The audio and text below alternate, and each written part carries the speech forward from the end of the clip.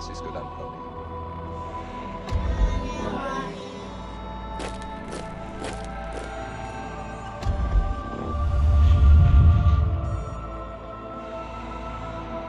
Watching, we know you.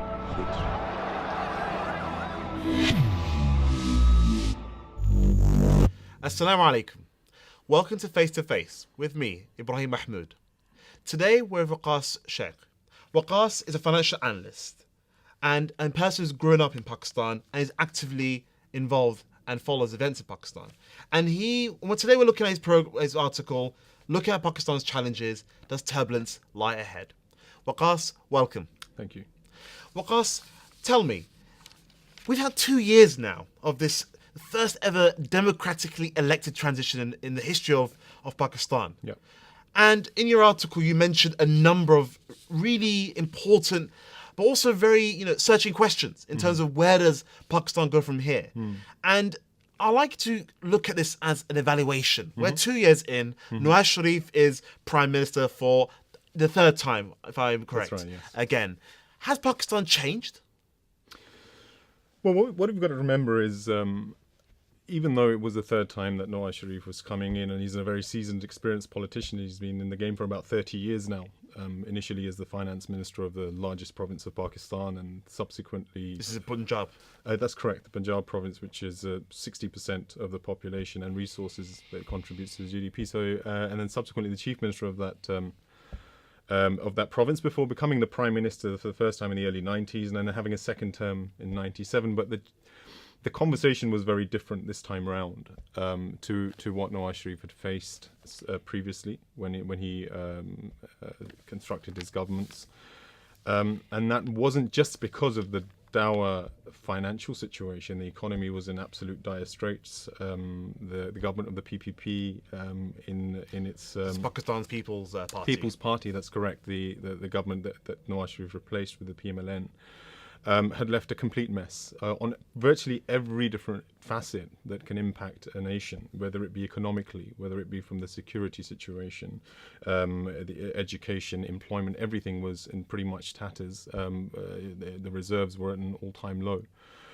So the challenge was tremendous. I think in light of where we were at that point in time, there has been a lot of movement in Pakistan, and in many aspects, I would probably sort of say it's exceeded the expectations of a number of people, but that can't necessarily all be attributed to the wonders of the PMLN government. Well, this is the thing. So in your article, I mean, very from the outset, you refer to the waiting for the tsunami of change promised by this Imran Khan, former cricketer now turned populist politician. So tell me, his movement for justice. Where does it go from here? I mean, he seems to be involved in all kinds of love affairs and dramas in his personal life. Right. You have really searching, challenging points that are being put across by even some of his former supporters. You have here Najm Aziz Sethi, you're the very famous former leader of the Cricket Association, now a very prominent journalist who mentioned that last year he did appear to be the man leading the opposition and a very credible one. But in the last year, he's lost a lot of ground politically. So how does a man that you once saw as leading a tsunami of change can even be a credible leader of the opposition, let alone a one-time leader of Pakistan? See, what you've got to understand with the politics of Pakistan is that it's been a bit of a merry-go-round between three different key players. You had the Pakistan People's Party, who was the party that was ruling, that they had constructed the government before Nawaz Sharif came in, the PMLN government of Nawaz Sharif, which, like we've said, is coming the third time, or the military would jump in from time to time and take over affairs. And so there's been this constant instability, and none of those institutions have been able to prove themselves in stabilizing Pakistan. But why is that? Because of inherent corruption, because of the... Well, you talk about corruption. You talk about corruption 3 times in your article. And the problem we have, I will put across here, is that you have a number of commentators who constantly go on and on about corruption being the source of what, even in Pakistan. My question to you would be, well, corruption doesn't start from the head of the state. doesn't start from the head No, of state. in fact, corruption is something that's endemic across society. Agreed. So this is corruption isn't something which is just going to be. I mean, a government will lead the direction on corruption, for example, if they want to root it out or if they want to leave it there, because you're absolutely right. The corruption that Pakistan is suffering from lies within the lower levels of the judiciary, lies within the institutions like the police, even within healthcare, in education, every facet within the society. That corruption is inherent. It exists there, and unfortunately the situation is such that you have to become a part of it. You can't avoid it. You have to become a part of it to have any chance of surviving in Pakistan. That is a genuine. That's not sensational. Nawaz Sharif has spoken about ridding the country of corruption, of bringing in a wind of change. Nawaz Sharif is actually. You mentioned he's a seasoned politician. He's a very wealthy, successful industrialist. Surely, a man of his stature and his reputation will be the man to put an end to this sort of stuff. Or do we rely on untested, fairly rookie Imran Khan? Right. So what we've got to be clear upon is that amongst the democratically elected parties that have come in, the PPP is known to be the most corrupt. As a matter of fact, the PPP have left government. So let's just focus on Nawaz Sharif. So Nawaz Sharif, in his previous two tenors, has been accused of extensive corruption within that time, and the corruption is of different sorts, maybe slightly different to, not blatantly in the form of sort of taking money and pocketing it through their ministers, but things like sort of awarding contracts to their own ministers, etc., and sort of the nepism that comes with that. That's a big conversation. The thing about Imran Khan is, and it's very important that we come to this, is agreed that he's not, and I'm going to take myself back 2 years to when the election was happening. They agreed that he's not a seasoned politician. But the fact is he's not tainted like every other option has been. The military, to the PPP, to the PMLN have had their chances and they failed, especially when it comes to the point of corruption. What Imran Khan was doing was making a number of pledges, and these pledges appealed to the public, and this is why such a huge amount of the electorate came forward. And the pledge, for example, to rid them of corruption. You say a huge number of the electorate. Let's be honest, it was a middle-class bourgeois, very youthful, but dynamic group of people that really backed him. Right. Imran Khan couldn't reach past anything outside Lahore or Karachi. Right. There were 60% of the electorate came out and voted, and as a matter of fact, if you look at the actual agreed the number of seats that he won in Parliament was slightly less than PPP. From one seat, the election before, he won 32 seats this time, which was obviously 10 odd less than the PPP, who I believe won about 45, which is a huge jump, right? Which is a huge jump. And if you look at the actual votes that were cast, the PTI, the Pakistan Tehreek-e-Insaf, actually got more votes than the PPP in that election. So there was a huge shift in perception, and the reason for that was, like I said, that the things that he proposed were completely fresh, and they actually put his hand on the pain points of what the people are sensitive about. Well, you say they're fresh, but I have to say, Imran Khan seems to be a person who's essentially demanding power. Right. His bid for power has forced people to the streets, has caused chaos and anarchy at point, has tends to ignore a legal process which didn't accept his so-called accusations of the elections being rigged and all the rest of it. And I would actually argue some of his comments regarding a third umpire were extremely ill-advised. And if anything, many people would argue that he hoped the army had stepped in. So we're talking about a man that who's attempted to do the right thing by going to the ballot box, has realised that he hasn't been able to achieve anything. And what does he do? He holds the country hostage by blockading the streets for weeks on end. He then tries to ignore a judicial look at this issue, which said there's not a question to be answered. And then what did he do? He alludes to a military's intervention in taking power. What kind of man could that be to lead Pakistan? Well, let's just clarify. The third umpire that you refer to, he alleges or has clarified that, and this is his position. He says it wasn't the army that he was waiting for; it was actually the decision of Allah that he referred to when he said that. So, I mean, as far as he's concerned, he wasn't leaning on the army. But the point is that this is where we're learning about Imran Khan, and very much so. People came out on the streets for this new option, this different option, what they perceived as exactly what they needed to rectify the plethora, the portfolio of failings in Pakistan. But with him being an unseasoned politician, all of these things that you mentioned, the sitting of 126 days, the National Assembly not being able to sit, the economy, the way it suffered, the PTI has eventually ended up being the most sort of hurt by this. And the reason for that is, and if you allow me to finish, is number Please. one, is that the people that they actually took with them for those sit-ins, they had to financially provide for them, feed them, and make sure that they were okay. Number two, at the end of that sitting, the premise of that sitting, let's be very clear on that, was the fact that they wanted the PMLN government, the government of Nawaz Sharif, to agree to the vote rigging that happened in the 2000, that allegedly happened in the 2013 election. There was a judicial commission that was set up, and it was acceptable to the PTI and the PMLN. And all the other parties that were involved. And that judicial commission, which was headed by the Chief Justice of Pakistan, concluded that there was no vote rigging. There wasn't enough evidence provided by these parties. The PTI was given a number of opportunities. Every other party was given the opportunity to bring about the evidences that they had. There were 39 hearings that were had.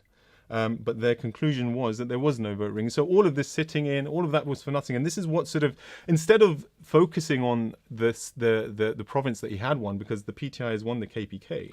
And I think the KPK is a really striking example. I mean, let's give credit where credit's due. I think we see some really exciting reforms in that province, especially in healthcare in particular. Right. But tell me, this province, they've only had it for a short amount of time so far. But yet they haven't been able to do much beyond devolution of local justice. Yeah. They claim to have tried to depoliticize the police, Yes. force, and we have to acknowledge these successes. However, there are still severe endemic issues which they really claim to really have put forward, but not tried to address whatsoever. Now, why is that? Well, this is the thing, and this is a huge opportunity where I think Imran Khan's inexperience as a politician is shown. And because if he had taken that province, which he has been able to form a government in, worked on that particular province to demonstrate that he's able to, because he's never had a position of political leadership before this. We've got to be clear on that. That demonstrate that he is able to rectify the ills within that province itself, and that is a demonstrable asset that he has to go to the rest of the electorate and say, well, look at what we've done in KPK. Let's roll this out across the country in the next election. But what he's, as opposed to that, what he's decided to do is these sit-ins and sort of disrupt the sitting government, as opposed to go with the sort of pull in the same direction as them, pull in an opposite direction. Nobody's saying there may not have been vote rigging, right? Let's be very clear on that. But not enough to. He had the opportunity to prove that. And was it a good use of time? And I think wasn't a good use of time. We'll come back to that later on. Yeah. So, Aqas, what should Imran Khan do now?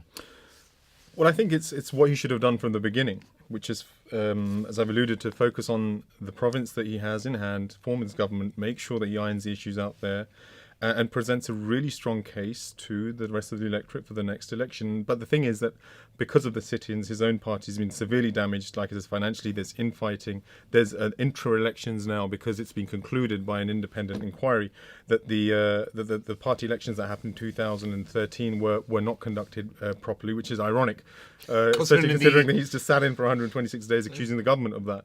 But in any case, he's got about 2.5 years to sort of put his house in order.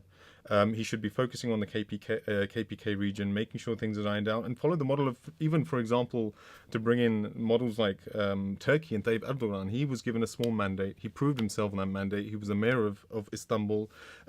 He then took his mandate beyond that because the people saw what he did with that, and they had the confidence in him. And Imran Khan needs to replicate that in a way, and you can't just expect that you have a sort of like a right to get that premiership. You have to earn it. So, very last question, Imran Khan, before we move on. Will Imran Khan really truly protect or completely change the face of the conservative face of Pakistan? Conservative face of Pakistan, no, he's very much on that tip itself. What I think my apprehension is, I mean, I listen to the things that he says is completely fresh and different of what he offers to the other parties. The thing is, the reality of politics is, however, and this is the sad fact, that you will come in with your ethics and you will say the right things and you will have a utopian view of it. But especially the reality of the politics in Pakistan is that sometimes you have to acquiesce in some of those things to be able to, I guess, for the greater good. I do feel that what he says is right. But if he was given that power, he probably wouldn't be able to implement all of those things because the reality of the politics of Pakistan wouldn't allow him to do that. However, having said that, just to conclude on this, I do see him as a much better option than everything else that is available to the electorate of Pakistan going forward. So I mean, I would like to see him form a government in my lifetime to see how he does. He needs to sort out his team. He is a cricketer. He knows the importance of having a. He uses those analogies all the time because the PTI in and of itself has a lot of problems. But he needs to sort out his house. He needs to sort out his party, and I mean, I for one would be happy to see how they do if they were given an opportunity in government. The new government has actually had a very interesting time with regards to security. I mean, you may remember that for a number of years, there's been a lot of instability in Pakistan. Sure. People actually argue it was only in pockets of the far north, but in reality, it had a far reach across the country. Many killed. A lot of it not necessarily due to the conflict in Afghanistan, many have argued. Now we've had a more settled Pakistan. Obviously, there are still issues, there are still challenges. And how do you see the security situation now in Pakistan? Has Pakistan truly appreciated that it needs to first of all handle with the real extreme elements of people pushing a religious, politically motivated violence, but at the same time, those people who are pushing for autonomy or separatist movement, there's a lot of diverse actors in Pakistan. Where does security lie right now? Right. So the security situation in Pakistan it doesn't take an expert to conclude it was appalling when this government came in. It has been for a number of years now because of the war on terror and Pakistan's participation in the terrorist groups which exist within Pakistan. I think mainly if we speak about the Tehreek-e-Taliban in Pakistan, the Taliban arm which exists in Pakistan, who take responsibility for a lot of the terrorist acts which have occurred over the past number of years. The first tack that the government employed and was backed by the PTI and opposition parties was to sit around the table. This hadn't been done before, and try to negotiate with sort of like most of the terrorist organizations. Would you say it's because of Nawaz Sharif's conservative leanings? Conservative leanings, and also the fact that it hadn't been done. And nobody had really tried to sit around the table and sort of like reason with, what's the problem, what's the issue. But very, very quickly, without going into the detail, I think they realized that there wasn't this reciprocation of this desire to sort of actually sort things out from the TTP, for example. And they continued, the June attacks into last year on the Karachi airport, which killed 28 people. That basically led to the operation, I think it's Zarb al-Azab, if I'm not wrong. It's like an operation which was introduced by the Pakistan army, because the army had to come in, and the army's actually taken this issue by the scruff of the neck, and this is where it's shown a weakness of the government. What is the criticism that Nawaz Sharif actually mentioned in the election, that the army has essentially been overly heavy-handed? Well, this is the thing. I think what they've realized now is the army is the only institution, in light of the frailties within the government and the police system, because, just very quickly to digress, the police has a very big hand in dealing with terrorist organizations, because they don't just sit on the outskirts, like you said, in the northern parts of Pakistan. They infiltrate all of society, and that's where police come in. However, just to go back to the point, the government realizes that they are not able to deal with the terrorists the way the army has been able to, and hence that mandate was fully given to the army. And Raheel Sharif, under the guidance of Raheel Sharif over the past year and a half, they've done a fantastic job in reducing that fantastic job. Well, what I mean to say that is if you look at it objectively in terms of reducing the amount of terrorist attacks that are happening in Pakistan, it's been the lowest year since 2007. 2015 has been the lowest year. So from that perspective, what I mean to say is improving the security situation. The army's been very, very effective, and so it hasn't gone away. But the fact is that there has certainly been an improvement in that situation. A number of the media channels were recently commenting on this as well, that they're not having to report 30, 40, 50, 60 people dead every day, and I'm sure they don't enjoy doing that.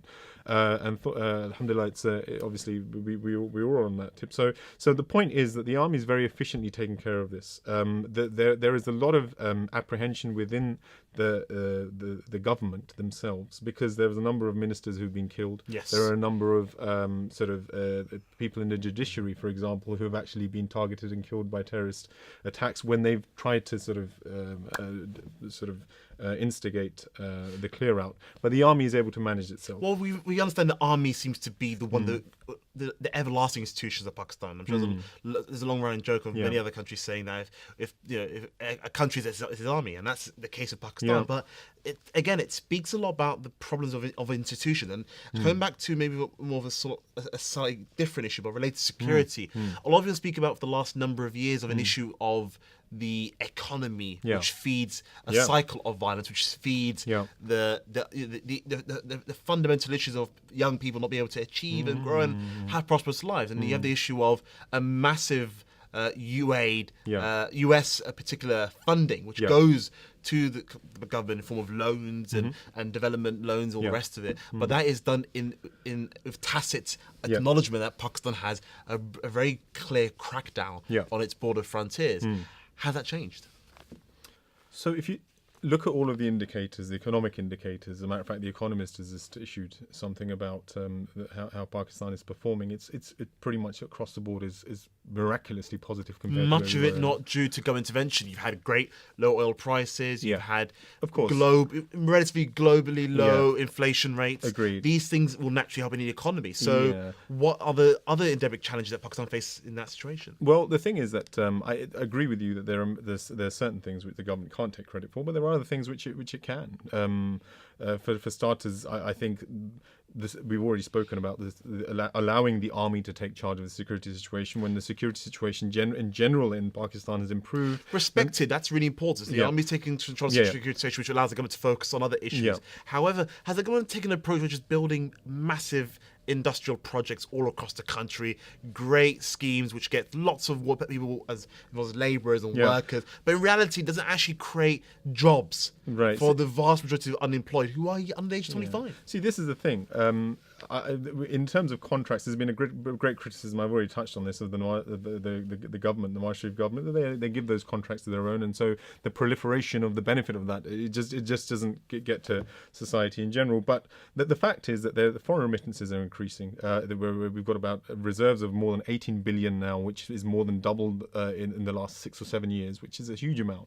Much more positive numbers on that front. Investment is increasing. The central bank is reducing its borrowing rates, and the reason for that is to encourage investment. So there is money going into the economy now, and GDP growth is expected to be around about 5%, which is almost the target. It's just missing the target by a bit. It's really positive. My question is how is this impacting the real economy? Agreed. So however, the reality is, and many experts, economists know that level that the GDP is growing at 5%, it needs to sustain itself for at least 7 to 8 years. For it to see any real change. Exactly, for it to see change on the ground. And this is why it's a bit of a paradox right now. If you think about it, that the economy is growing at a record level, but unemployment is growing at a record level as well. And so next year, unemployment is expected to be 0.3%, even more. So 8.3 right now.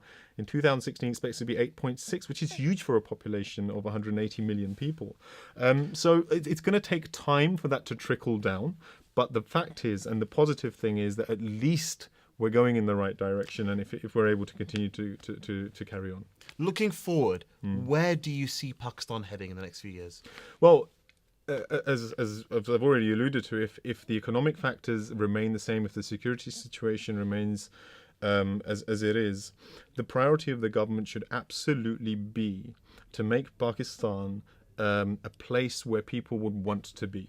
And there's 2 or 3 different things which they need to work on for that. Number one is society in general, social justice. One of the things that I think is one of the biggest points, gripes, I guess, is that there is no social injustice. They have to sort out the judiciary. People should feel there is an equity. They will be able to sort of like rely on the institutions, the police, the judicial system. They need to improve education, which itself will improve employment, and make Pakistan a far more appealing proposition for overseas Pakistanis or people to want to do something. But will Pakistanis now take fate into their hands and actually do something constructive? Now they have security. Now the economy is looking very positively.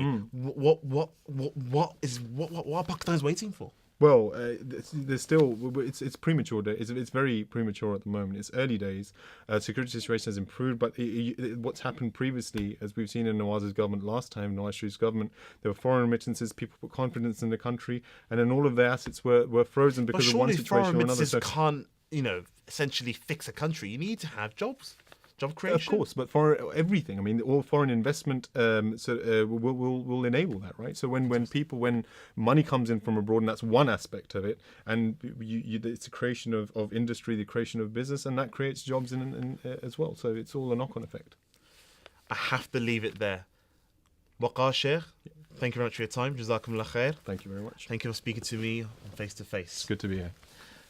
Thank you to you at home for listening to the program. Please do check out our website, which will come up on the screen. And join us again next time. We'll be having more pertinent conversations on the issues that affect us. From me, Jazakumullah khair. Wassalamu alaikum wa rahmatullahi wa barakatuh.